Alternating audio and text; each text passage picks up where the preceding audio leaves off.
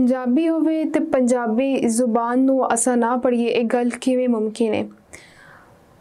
अज दा मौजू जिहड़ा साडा है पंजाबी जुबान दा इर्तिका ते पंजाबी जुबान किवें होंद विच आई डॉक्टर मुहम्मद आसिफ खान दे नज़रिए दे मुताबिक वेखना है।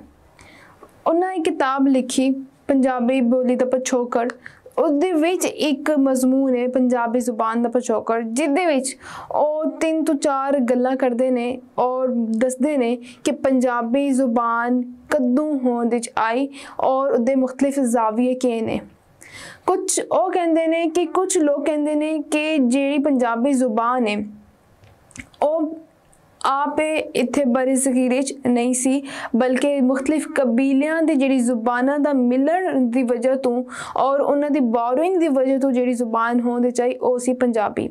मुहम्मद आसिफ खान इन्हां तमाम गल्लां नू एक समरी या खुलासे मखलूस करते हैं तो कहते हैं कि कुछ 3 मफरूजे उन्हें बनाए ने। सब तो पहला मफरूजा कहते हैं कि लोग की समझते हैं कि शायद पंजाबी संस्कृत जो होंद विच आई है और इस मफरूजे नू वे गलत कहते हैं और मजीद इसनू दसते हैं कि समझिया जाता है कि संस्कृत जेड़ी जुबान सी वो बोली जा रही सी इत्थे बरे सगीर पाको हिंद और लिखी गई इन्हां दी अपनी मजहबी किताब किदे विच ऋग्वेद विच। और इस गल का खुलासा करना कि एक जुबान जी बोली जा रही है तो जी लिखी जा रही है इन्होंने दोवां दे विच फर्क होंदा है। जी तो गल लिखी गई है उदी तुसी समझो सर्फ नो भी यानी ग्रामर भी लिखी गई है उहदे विच कोई तब्दीली नहीं है। हाँ जी जुबान बोली जा रही होंदी है जी लिविंग लैंग्वेज होंदी है उहदे विच कुछ ना कुछ इर्तिका होंदा है। तो आसिफ खान भी ये दसते हैं कि जी लिविंग लैंग्वेज है जी बोली जा रही होंदी है वो इर्तिका पजीर होंदी है और इसी वजह तो पहले नज़रिए नू की कहते हैं एवोल्यूशन या इर्तिकाई नज़रिया कि जिहड़ी जुबान है पंजाबी जो जुबान शायद इर्तिका तो बाद होंद विच आई है। और होया की है कि जिस टाइम ए संस्कृत बोली जा रही सी तो कुछ कबीले आए कबीलियां दा आपस में टकराव होया आपस में एक जान पहचान हुई तो एक जुबान बनी जिसनू किया गया प्राकृत यानी संस्कृत की बन गई प्राकृत। प्राकृत तो बाद जिमें जिमें इंसान बोलता गया उदी जुबान की हो गई चेंज होंदी गई उहदे विच इर्तिका आंदा गया। प्राकृत तो बन गई अपभरनिश। अपभरनिश तो बाद जिहड़ा सिलसिला आंदा है वह आंदा है हिंद आर्याई जुबाना दा जिदे विचों हिंद आर्याई जुबान दी एक मिसाल है पंजाबी जुबान।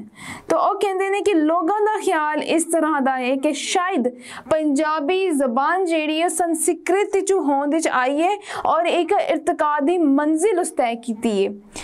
लेकिन नाल ही नालों गल करते हैं कि एक जिहड़ा मफरूज़ है गलत है वो गलत क्यों है उदी एग्जाम्पल देंदे ने कहते हैं कि कोई भी जुबान किसी दूजी जुबान तो नहीं पुटती ना चेंज होंदी है ते बाहर दे हमला आवर तो पहले इत्थे कोई जुबान ऑलरेडी मौजूद सी ओ उदी जिहड़ी फिलोसफी है या इस गल नूं किवें ओ वाज़ह करते हैं ओ अपने तीजे मफरूज़े दे थ्रू सानू प्रूफ करते हैं। तीजा मफरूजा उन्हों का की है कि पंजाबी एक गैर आर्याई जुबान है।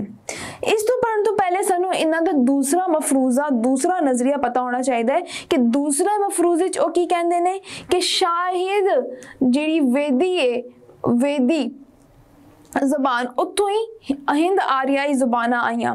इस मफरूजे नू भी वो गलत कहते हैं वो कहते हैं कि ये होया ही नहीं कि तुसी हिंद आर्याई जुबाना ते जिहड़ी वेदी जुबान है वो आपस में टकराइयां होवन। अगर टकराइयां होंगियां तो इन्हां दा फिर सर्फो नहव भी इक्को जिहा होगा इन्हां दा ग्रामर भी इक्को जिही होवेगी। लेकिन ऐसा होया नहीं इन्हां दी ग्रामर ही टोटली की ने डिफरेंट ने। दूजी गल करते हैं कि शायद लोग कहते हैं कि वेदी तो अगर हिंद आर्याई जुबान आई है वो इस तरीके नाल आई है कि लफ्ज़ दी बोरोइंग हुई है। बोरोइंग की होंदी है कि एक लफ्ज़ दूसरी जुबान तो उधार लेना लेकिन ऐसी कोई गल हुई नहीं एक दूजे को इन्ना लफ्ज़ उधार नहीं ले। और फिर इस मफरूजे नू भी गलत करते हैं अपने इस तीजे मफरूजे नू सही करते होया। एक तीजा मफरूजा इन्हां दा की है वो कहते हैं कि पंजाबी के गैर आर्याई जुबान है इहदे उत्ते उन्हां दा ज़्यादा एम्फेसिस है। इहदे विच की कहते हैं कि सानू इस मफरूजे का सबूत किवें मिलिया है कि असी अगर मोहनजोदाड़ो हड़प्पा वगैरह च जां ते उत्थे सानू कुछ खोपड़ियां मिलियां ने और खोपड़ियां दा खुलासा जिस टाइम कीता उन्हां दी स्टडी कीती उतो पता चला कि ये खोपड़ियां काफ़ी पहले ने और कितनी पहलियां ने कि जेड़े आर्या कौम दी खोपड़ियां मिलियां ने उन्हां खोपड़ियां तो भी पहले खोपड़ियां मिलियां ने। इदा मतलब है आर्या तो पहले कोई नस्ल इंसानी थे सी। इसका मतलब की होया कि उस नस्ल इंसानी दी जुबान की सी मुख्तलिफ सी। फिर सानू दूसरा सबूत कल्चरल स्टडीज यानी कि सकाफत तो मिलता है, या अगर सकाफत तो पढ़िए तो सानू पता चलता है कि ऋग्वेद जेड़ी सी उहदे विच सानू गैर आर्याई कबीलियां दा जिक्र मिलता है कि ये जेड़ा कबीला सी ये क्वाइट डिफरेंट सी दूसरे कबीलियां तो। इदा की मतलब होया कि अगर एक किताब उस जमाने च लिखी गई उहदे विच डिफरेंट कबीलियां दा जिक्र भी है। फिर कल्चरल स्टडीज वाले की कीता इन्हां दी खोज कीती, लिंग्विस्टिक्स वाले के कीता इदी खोज कीती कि ये जेड़ी जुबान इस्तेमाल हुई है कबीलियां दा जेड़ा जिक्र होया है वो किवें होया है। उन्हां नूं पता लगा कि एक गैर आर्याई कबीले दा भी तस्करा होया है, जिस तो पता चला कि सिर्फ आर्याई कबीला नहीं सी, इत्थों पहले कोई और भी कबीला सी।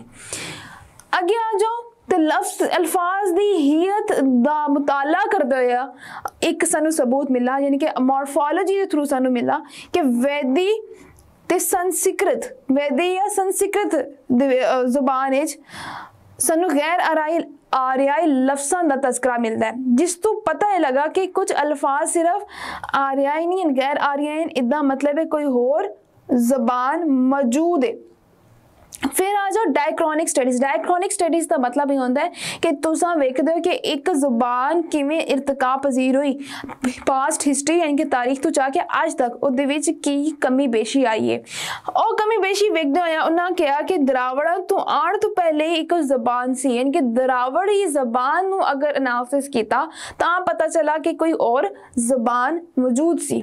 फिर आखिरी पैंतरा जो इस्तेमाल करते हैं इसका सबूत देंदा होया कहते हैं कि अगर अस सूतियात चले जाइए तो अल्फाज दी जेड़े आवाज़ां ने उन्होंने वेखा सानू पता चलता है कुछ आवाज़ां जिहड़ियां ने आर्याई ज़बानां दी आवाज़ां नहीं है मुख्तलिफ ने। इदा की मतलब होया फिर कि कोई होर ज़बान दी आवाज़ इत्थे पहले मौजूद सी ते ओ ज़बान ओ आवाज़ किहड़ी सी पंजाबी। फिर आ जाओ माहिर नस्लियात दे उत्ते। माहिर नस्लियात अपने अकॉर्डिंग लिखी दसिया कि द्रावड़ा तो पहले कोई होर हमलावर इत्थे वारिद होए सन। इदा की मतलब होया कि इत्थे पहले ही कोई और कबीला सी जिदे उत्ते किसी होर हमला कीता, जिदा मतलब होया कि पंजाबी जुबान एक की गैर आर्याई जुबान पहले ही वजूद सी।